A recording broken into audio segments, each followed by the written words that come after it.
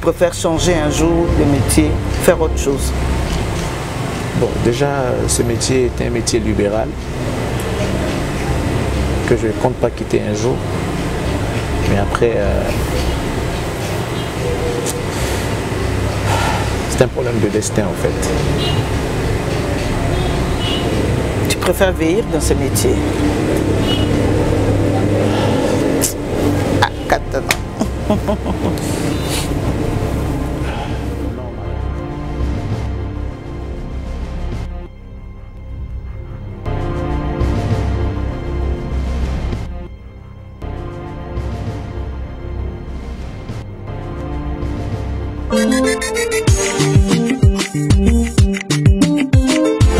Salut fidèles téléspectateurs habitués à ces grands magazines percés, je vous salue partout où vous vous trouvez en ce moment. Je suis vraiment heureuse de vous savoir nombreux devant vos écrans, devant vos portables même, en train de nous suivre en ce moment parce que Congo Web c'est partout, hein.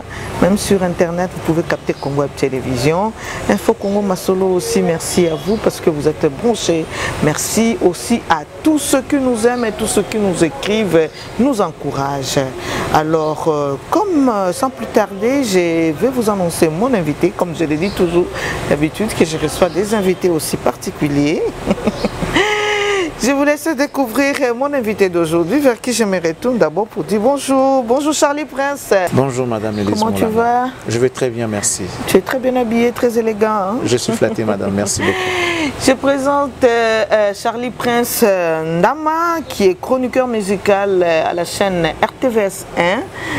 Alors, pour tous les débuts, pour tout commencer d'abord, tu as fini tes études universitaires à l'ISTA où tu te lances directement dans la chronique musicale. Tu as commencé dans quelle chaîne d'abord? Global Télévision. Global Télévision et puis Planète TV, Tropicana, RTGA et aujourd'hui RTVS 1. Tu as fait déjà combien d'années comme ça à la télé? Je suis déjà au-delà d'une décennie, donc je dois avoir déjà 15 ans. 15 ans? Ouais. 15 ans, tu as passé dans plusieurs chaînes alors? Ouais. 15 ans de métier. D'accord, merci beaucoup. Tu as participé aussi dans des groupes d'amis, des groupes avec des amis de la télé et souvent... Est-ce que Charlie Prince est un conflictuel ou quoi? Non. Conflictuel? Souvent ça ne marche pas, non, souvent tu laisses tomber. Pas du tout madame. J'aimerais ici dire que je ne suis pas conflictuel, comme a été posé, la question a été posée. Je ne suis pas conflictuel, mais plutôt, je suis quelqu'un de logique. Je suis quelqu'un de logique, sérieux et véridique. Et je suis du genre un peu impulsif en même temps. Moi, je sais dire ce que je vois, sans passer par 4 chemins au fait. Et des fois, c'est ça qui dérange les autres. Les amis avec qui nous cohabitons, nous vivons. Beaucoup de gens ne supportent pas de vérité. Hein? Oui. En fait, c'est dans les sondes congolais, au fait. Les Congolais ne supportent pas des critiques. Alors que moi, je sais, c'est les critiques qui font grandir. Lorsqu'on vous critique par rapport à ce que vous faites, ça vous permet de pouvoir améliorer et d'aller des progrès en progrès. Si on ne critique pas ce que vous faites, donc ça veut dire que vous n'avez rien à faire comme effort. Si vous avez les niveaux bas, vous allez y rester. C'est pas parce que l'on dit souvent Charlie Prince est un peu trop fier, il est trop sûr de lui, il se prend trop la tête. Non, c'est pas pour ça. Mais non, madame, je suis fier, oui, ça c'est sûr, je suis fier. Parce que je sais ce que je suis, madame. Oui. Je sais ce que je suis, je sais ce que je vaux. Vous voyez? Donc, moi, je pense qu'il y a quand même de quoi être fier lorsqu'on sait ce qu'on est. Je ne suis pas n'importe qui. Quand je parle, les gens écoutent. À travers mes émissions, je fais asseoir toute race de gens, toute catégorie de personnes, peu importe leur rang social, ils me suivent. Donc, c'est quelque chose déjà qui est grandiose et moi j'estime que c'est une grâce. Alors, lorsque Dieu vous fait une grâce de cette en vigueur, vous devez en profiter et en bénéficier. Vous devez en tirer profit. Ça veut dire mieux le faire et vous réjouissez en même temps de ce que vous êtes. C'est très important. Je ne suis pas dans de petites choses, ça, désolé madame. Et en tout cas, je suis fier par rapport à ce que je suis, tout en respectant les autres. Cette fierté ne peut pas léser ou encore déranger les autres. Je le fais parce que je sais ce que je suis. Je le fais d'abord pour moi. C'est ma fierté à moi. C'est cet amour propre-là, c'est ce sens de l'amour. Ce n'est pas de l'orgueil. Pas de l'orgueil. Ce n'est qu'une fierté dont j'assume. Voilà. Merci beaucoup. Est-ce que souvent dans ces métiers des chroniqueurs de musique, la plupart des présentateurs se familiarisent avec leurs invités, avec des musiciens?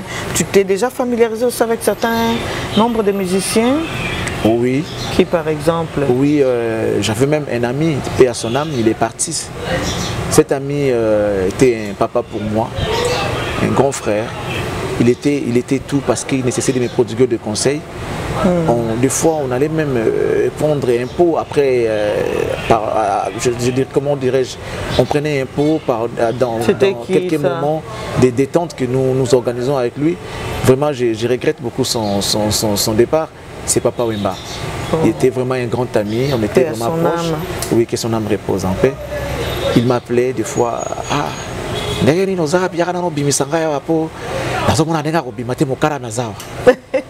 c'est comme ça qu'il parlait. Et lorsqu'il m'appelle comme ça, il me dit, on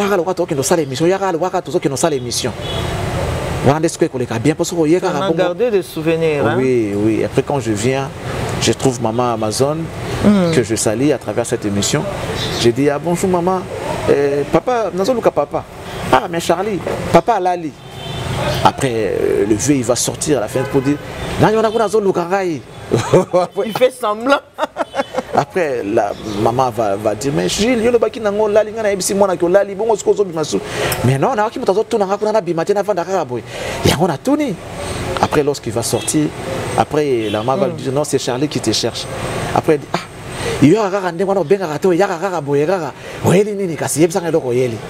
après moi je vais lui dire papa naye ko joyeux moi mission mon cas 30 non et ça la rendait on a fait benga na va hein parce que Jeff Pezamutu, Jeff c'est son chauffeur. Il est chauffeur en même temps il est le frère de sa femme. Donc il veut éviter que Jeff ne soit avec nous là où on est en train de partir. Donc il fait de sorte d'isoler Jeff pour qu'on aille à deux, lui et moi. Après il dit mais Jeff Pezamutu lembaka kokumba pe lembisaka. Après moi, comme je connaissais déjà notre code, j'ai dit, mon papa, c'est pas grave, on y va dans ma voiture et puis nakoya kozong sayo. Vous voyez? Ah, le bandengwana, ce qui ndengwana ça va.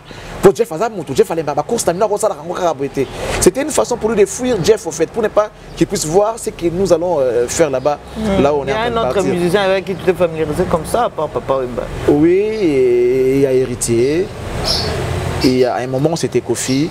Dommage qu'on n'est plus comme avant. Et puis, Jost Diena, Ibrator, qui est au départ un frère, c'est un jeune frère que j'ai connu même avant qu'il ne soit artiste et engagé. On partageait des moments ensemble, tout notre temps, même Tinabandaku. Donc avec lui, il venait à la maison. C'est vraiment une famille. Ibrator, Ferregola, et c'est le Scram, ils sont nombreux. D'accord, mais depuis un certain temps, tu t'es mis à beaucoup critiquer un certain nombre de musiciens. De quoi les reproches-tu? Mensonge. Même dans les réseaux sociaux, il paraît qu'il y en a qui se sont vraiment fâchés. Mensonge, arrogance, orgueil, et puis mauvais traitement des autres. Ils traitent mal leurs collaborateurs. Leurs employés. Ouais, ils traitent mal leurs collaborateurs. Vous savez, lorsqu'on est dans les métiers, on doit y vivre. On doit profiter de ces métiers, on doit profiter de ça, on doit vivre de ça. Moi, je ne sais pas comprendre quelqu'un qui travaille.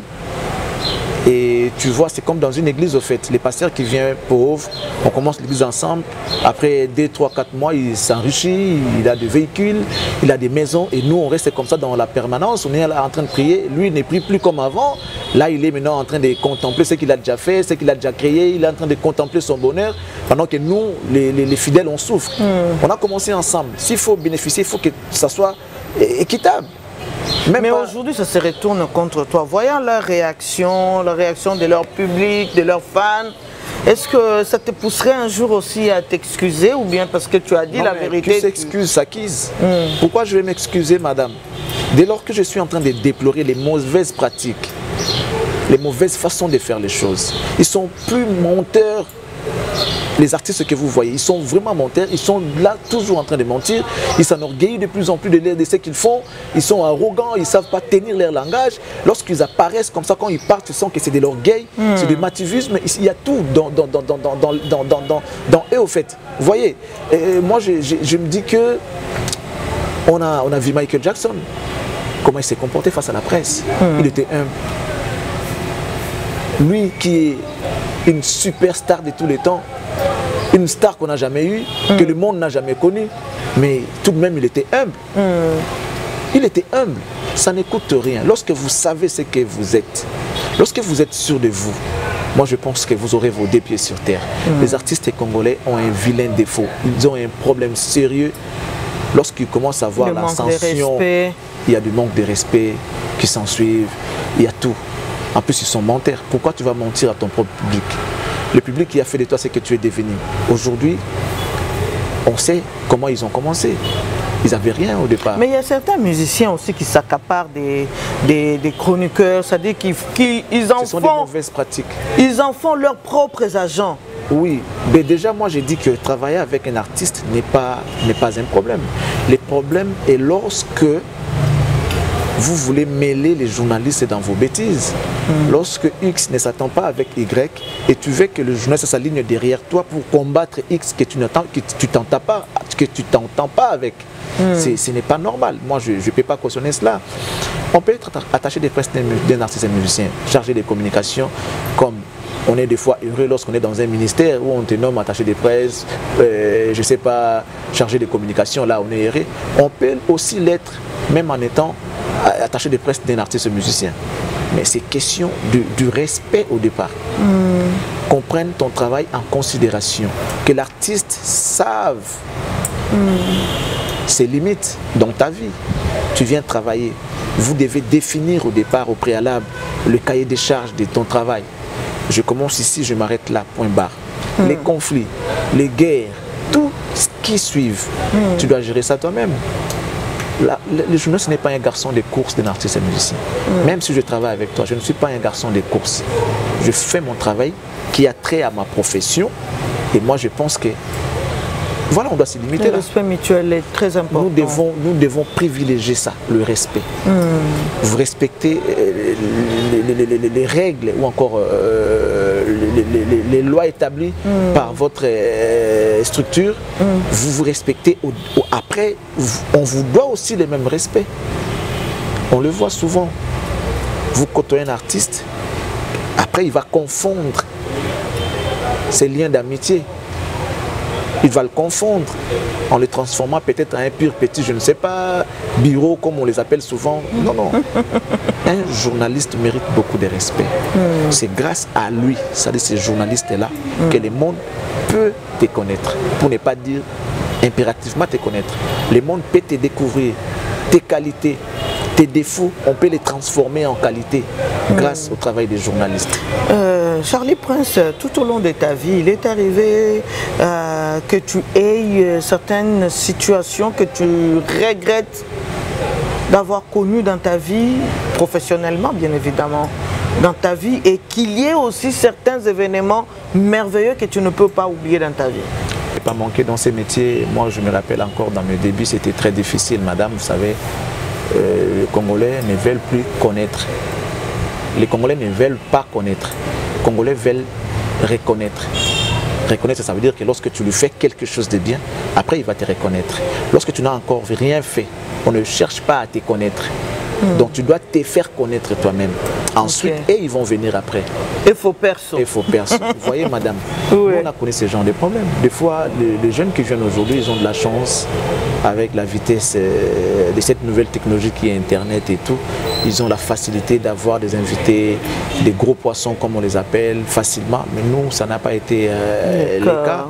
Tu appelles Papa Wemba qui te dit, bon, je donne un exemple, malgré, je n'ai pas connu ça de Papa Wemba, mais je donne quand même un exemple, parce que c'est aussi fille, un artiste, un musicien.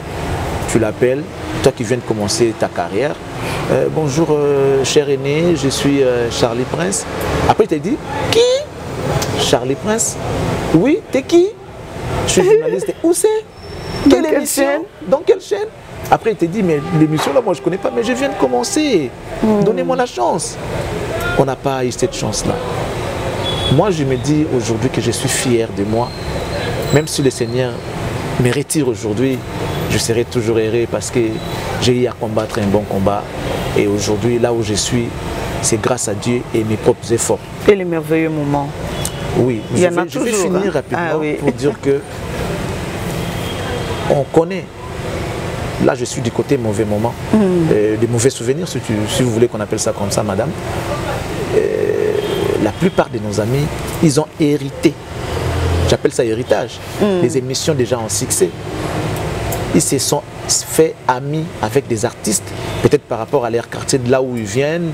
Ils se sont connus avec ces artistes-là, arrivés dans le métier. Ils ont trouvé un agenda déjà bien établi. Et tout. Soit leurs patrons les ont ouvert des portes en appelant les invités pour eux, en négociant, voire même des trophées. Moi, Namboka, on connaît l'histoire.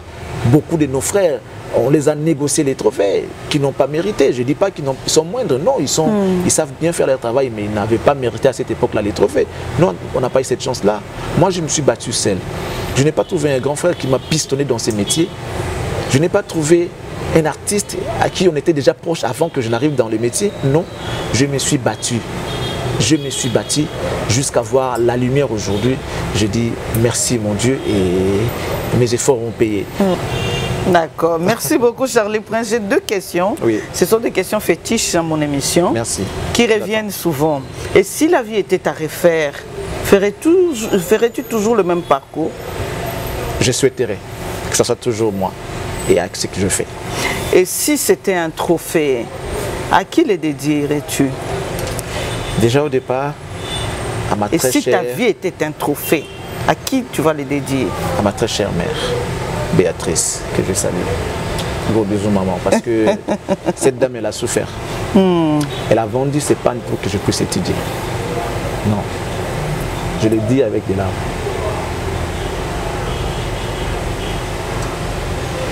Merci maman, merci, salutations à notre maman.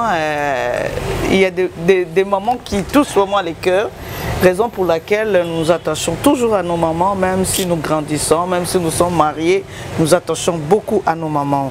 Alors Charlie Prince, en tant qu'humain, revenons à nous, en tant qu'humain, as-tu d'autres ambitions à part la chronique musicale, as-tu d'autres ambitions dans ta vie? Faire autre chose, par exemple, plus tard?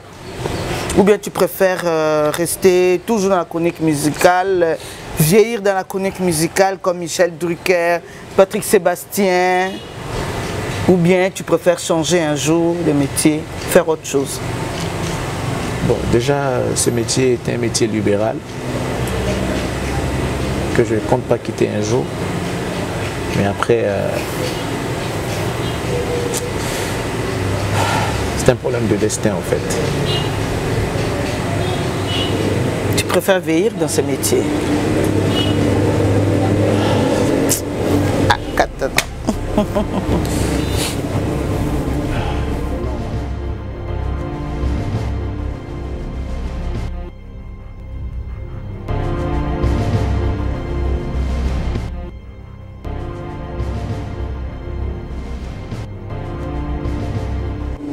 Je le ferai. Moi, je pense que nous avons une lourde part de responsabilité. Nous devons enseigner, nous devons encourager, nous devons motiver à travers ces métiers. Moi, je pense que j'avais peut-être manqué d'être évangéliste et Dieu m'a orienté pour leur dire que des fois, nos choix n'ont pas toujours été bons. Des fois, on peut se tromper. Des fois, on fait des choses qui nous semblent bonnes, mais en réalité, ce n'est pas bon, madame. On est là pour ça, pour rappeler à nos amis, pour rappeler aux Congolais que nous devons aimer ces pays. Le Congo est notre seule et unique patrie. Si on ne la défend pas, personne d'autre ne le fera à notre place. Ce pays nous appartient. C'est le pays de nos grands-parents. C'est le pays de nos aïeux. On est Congolais, nous devons défendre et protéger notre patrie. Donc je pense que c'était un rôle important que nous sommes en train de faire. Mais après nous avons des ambitions, madame. Si jamais un jour Dieu, parce que moi ce que je fais, là où je suis, c'est Dieu qui me l'a choisi. Je fais les stages, j'ai fait la technique, l'électricité, ce que je fais à l'université, madame. Je n'ai pas mangé un seul rang de ce que moi j'ai étudié à l'école. Mais aujourd'hui, je suis en train d'évoluer dans ma vie grâce à ce travail que Dieu m'a choisi. Dieu fait chaque chose à son temps et tout ce qu'il lui fait, tout ce qu'il fait est bon. Dieu est irréprochable. On ne peut pas lui reprocher. S'il m'a choisi d'être là, certainement qu'il a un plan merveilleux pour moi. Peut-être par rapport à ce que je fais. C'est à lui de voir. Mais moi aussi, moi-même, j'ai des ambitions. Politiques, pourquoi pas. Je vais un jour, avoir ne serait-ce qu'une petite portion que je peux moi-même, moi aussi diriger pour montrer à ceux qui ont dirigé avant, que ce soit dans les bons ou dans les mauvaises façons de le faire, leur dire qu'il y avait lieu de faire mieux. Ça sera une manière de leur enseigner par rapport à notre façon de faire les choses. C'est pourquoi, comme par hasard, les collègues, les amis, comme ça, m'appellent Excellence. Comme ça. No forcing. Mes amis, les collaborateurs, et celui qui a aimé m'appeler comme ça. Parce que tu aspires à l'excellence. Voilà. Donc j'aime que tout ce que je fais soit parfait. Quand bien même qu'il n'y a pas une seule œuvre humaine qui est parfaite, mais j'aspire l'excellence. J'aime faire des choses bien. Et que lorsque les gens voient, ils disent que voilà, il y a quelqu'un qui est passé ici. Et je crois qu'on peut amener cette façon de faire même en politique. Ceux qui sont là-bas, ils ne sont pas moindres, ils ne sont pas mauvais non plus. Mais il y a des choses qui manquent. D'accord. Voilà. Parlons de la chanson patriotique Congo indépendant, où moi-même j'ai participé aussi. Penses-tu qu'après 60 ans, avec ce que nous vivons, ce que nous avons vécu et que nous continuons à vivre avec nos autorités, ceux qui dirigent ces pays, cette chanson, une si belle chanson, mérite sa place? La chanson mérite évidemment sa place, madame. Quitte à ceux-là qui vont écouter la chanson, de pouvoir mettre ces paroles en pratique. La chanson n'a pas de problème. La chanson a parlé, la chanson a enseigné, la chanson a donné la matière aux Congolais. Quitte aux Congolais qui écoutent cette chanson, de pouvoir comprendre et rentrer dans la philosophie du texte, de pouvoir comprendre ce que cette chanson veut de moi.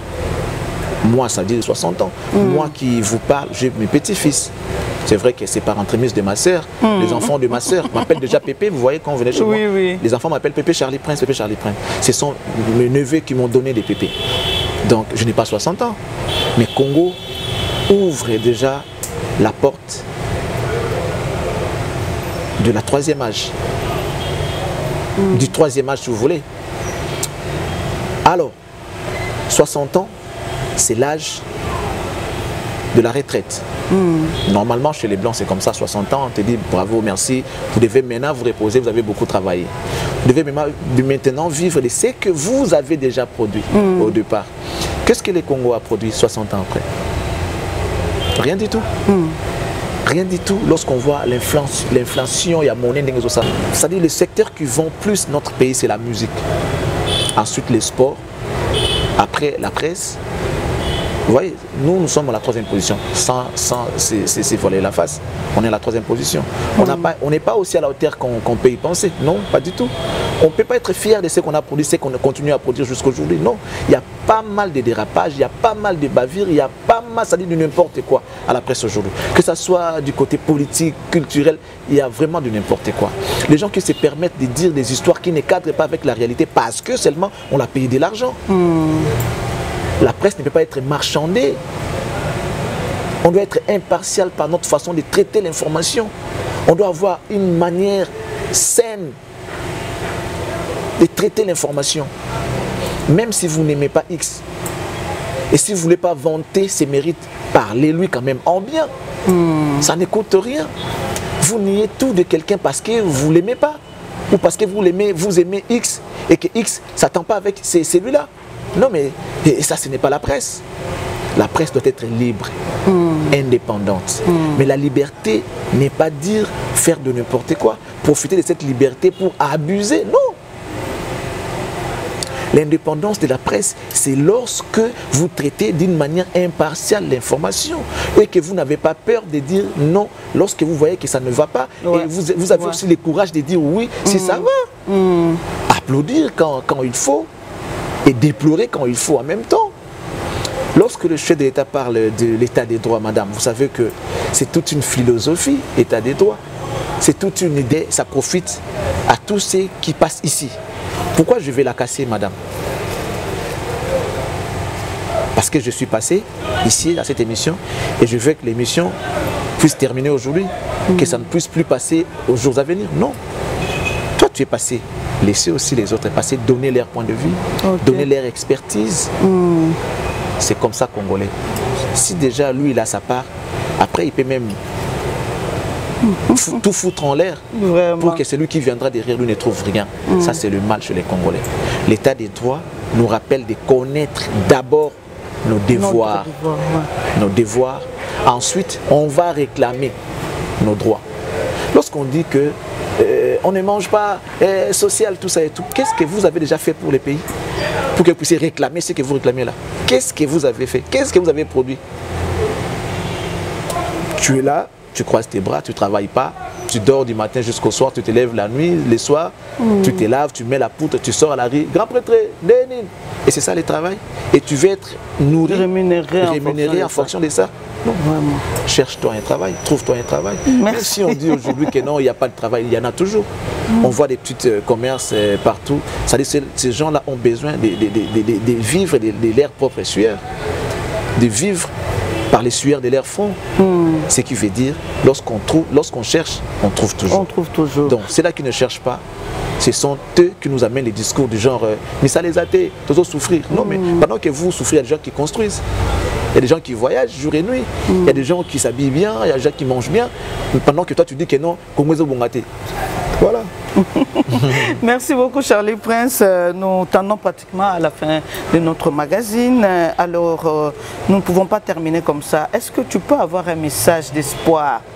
Un message d'espoir, un message de soutien à lancer au peuple congolais. Mais je préfère que ce soit en lingala si possible. Il n'y a pas de problème, je vais me débrouiller. Madame, j'ai entendu un artiste dire Mozuya Passi, Aeba Passi Abaninga. Je suis moi-même Mozuya Liboso, Moutapassi à Liboso. Quand bien même que je suis devant vous, je continue à souffrir. Mais vous savez ce qui fait ma force, parce que je tiens les coups. On peut tout perdre, messieurs. On peut tout perdre, madame, frère, sœur.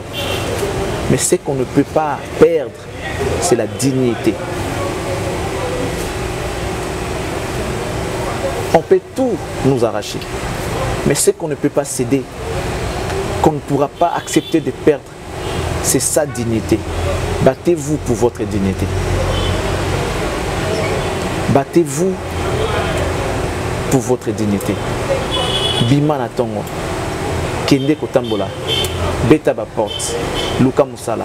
Madame, je vais vous faire un témoignage qui va peut-être bénéficier à ceux-là qui me regardent. Vous savez, à un certain moment de la vie, je pleurer dans cette émission parce que j'ai pensé à beaucoup de choses en même temps. Ça n'a pas été facile. Non.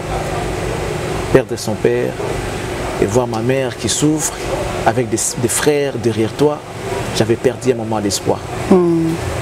Je suis licencié. Mais moi là, j'étais parti chercher un travail chez les gens.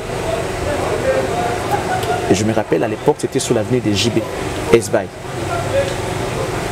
Coincé, dépourvu, je me dis, même lorsqu'il s'agit d'un travail ménager, je préfère le faire.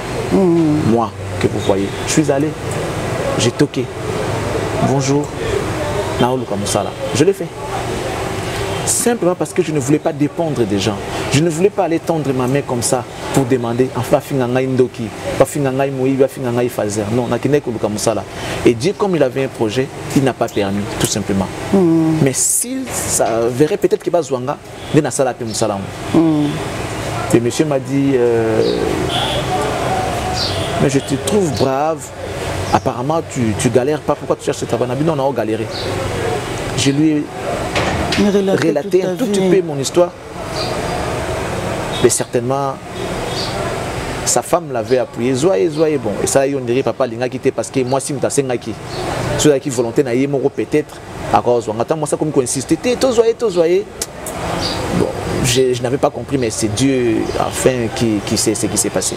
Donc comme ça là qui bouille, pour tout bien bien. Mais dans zone d'été. Après, Dieu m'a orienté autrement et je suis ce que je suis. C'est parce que nakenda ikolukana. De quoi zotalanga, Congo ils en a passé, c'est vrai. Mais partout dans le monde, pas ces alliés.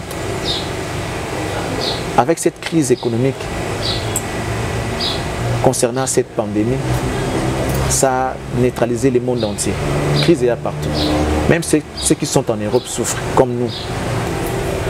Merci à vous, très chers téléspectateurs, vous qui avez suivi avec attention ce grand magazine Percé. Merci à toute l'équipe de Congo Web Télévision. Merci au monteur Roy Moui. Merci à Gilba qui tient la caméra. Merci aussi à l'assistance de Grâce Numbi la Diva. Merci à toi aussi, Charlie Prince, d'avoir répondu positivement à notre invitation. Merci à tout le monde, à tous les endroits de Congo Web Télévision. Merci aussi à l'assistance de Romain Domba qui est là, un frère, un ami. Merci à lui-même, Monsieur Gabriel Chabani, qui est tout le temps là en train de nous assister. Merci à Gilbert Kalunga aussi. Merci à tout le monde. Et à ma famille, la famille Mboui, je vous salue. Merci à vous tous. Et quant à moi, je vous dis au revoir. Nous allons nous revoir prochainement. Et je dis au revoir à mon invité. Au revoir, madame. Ouais. Au revoir.